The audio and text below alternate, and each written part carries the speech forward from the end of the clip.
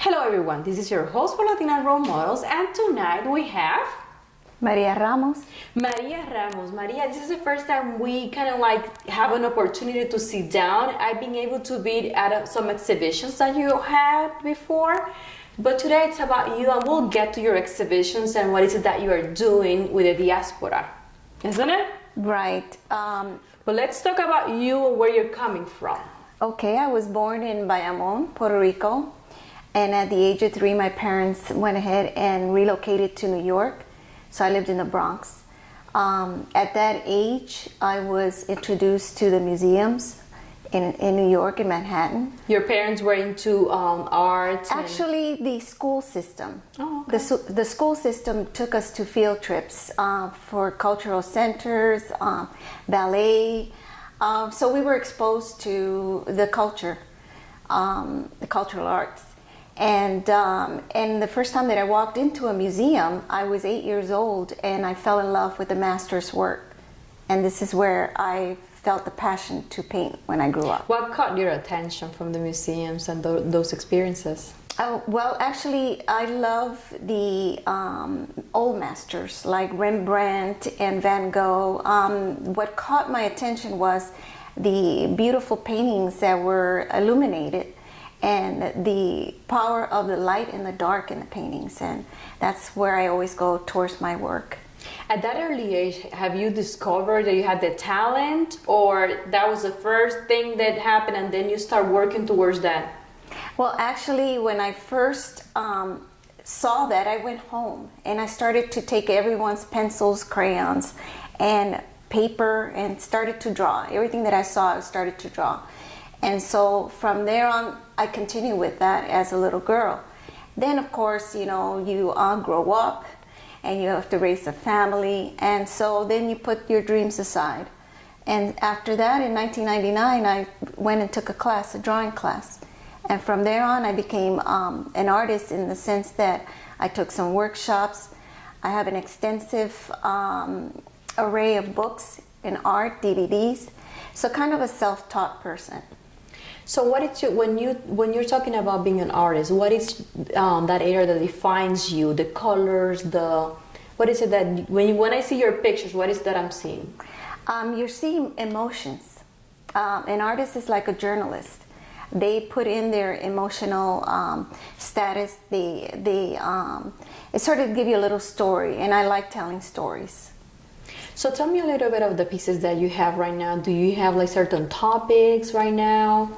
Yeah, I do have a Taino collection that took me like 3 years to complete, and I'm actually going to be exhibiting it at Mills Park Gallery. It will be there for a couple of months. Why does it, paint take so long sometimes? It takes long because, you're busy, we get busy, and so you have to make a living, plus then you have to take some time to do your work, your artwork. And you have to think things out and do a lot of research. I did some research when I did the Taino Spirit collection. So it's a collection. What else is in that collection besides that piece that you're going to be exhibiting? Actually, there are 13 pieces in that collection. The main piece that I'm going to be exhibiting is a piece that's 60 by 80. And that piece was done with another artist. We both did it. It took us 6 months to complete Who's the other that artist? piece. The other artist is Jose Sanchez. He's one of the artists. Julio? Pardon? Julio Sanchez? No, Jose Sanchez. Jose Sanchez. Where is he from? Jose is also Puerto Rican. Oh, okay. Yeah, he was born in Puerto Rico. And so we both got together one day and we decided, let's do a painting together. And he's a great painter. So we went ahead and did this, and it's one of our best pieces that we did together. So you say you're going to have that piece on Mills? Yeah, Mills Park Gallery. Okay. So usually, with your art, tell me a little bit, your trajectory as an artist. The trajectory, well, as an artist, I started to show in West Volusia. Well, that's where I actually live, is in West Volusia. So you were living in New York. So tell me, because you didn't explain a little bit of the transition. How long have you been here in Florida? 35 years. 35 years? Yeah, about Okay. over 35 years. But now. you started your career as an artist in New York or not? No. We at the age of 10, we moved to California, Okay. and so I started actually my career in art in Florida when I moved here, and I took that class in 1999. So you bring all the influences from California, New York, Puerto Rico here to your paints? It seems like it, yeah. There's a little bit of all the areas that I've lived in. But basically, my thought in my work is to educate, and also in our culture with the indigenous, the natives of Puerto Rico. Sometimes we forget that we have that history. And so I want to bring that, and that's what I did with the collection. So tell me again about the trajectory. So we were talking about like you're developing as an artist. Developing as an artist, like I said, I took a class, and then I took workshops at Crialdi School. I took some classes at Crialdi Art School in Winter Park, and I basically self-taught myself. So lately you have been in different expositions. Tell Yes. me. Okay. So right now I am at the Ocala, the Appleton Museum of Art in Ocala. We have an exhibition there with some other artists, Puerto Rican artists, and I was one of the featured walls of my work there. What was the piece that you had there? I have 3 pieces there. All 3 of them. One of them was the piece of. Oh my goodness! I blanked out for a second. It's a piece of the traditional Puerto Rican African heritage is called, one of them, and the other one is Caribbean, European daughter. And the other one is called A Prayer. Those are 3 pieces of my strong pieces that are there. As an artist, what are your goals?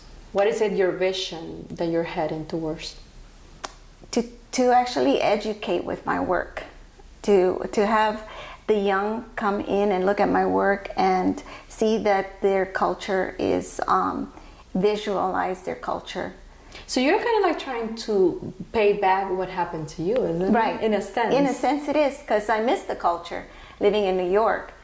But my parents were very strong in our culture, and so they've always talked to us about the stories in Puerto Rico and what they've done and how everyone lived there. And I did go to Puerto Rico in 2017, and I loved it. You mean for the first time after all those years? Yes. So it's interesting because you've been painting about it. Yes. Tell me about the diaspora. What is it about?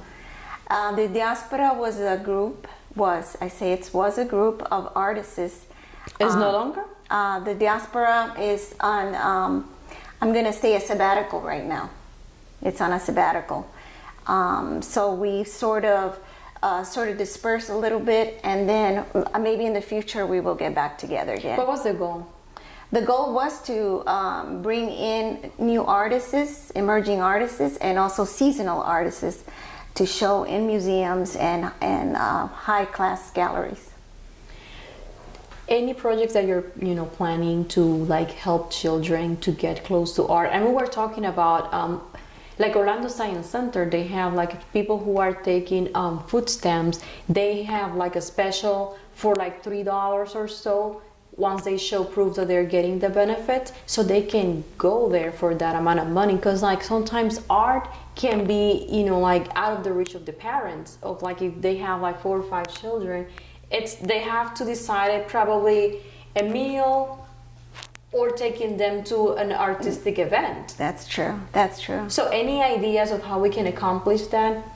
I think that if you go into the website and you pull up galleries and museums, then you can see that they have different days and different times of the month that is free for kids to come in with their family and do workshops together. Plus, it's a good thing for the family and the children to do things together also.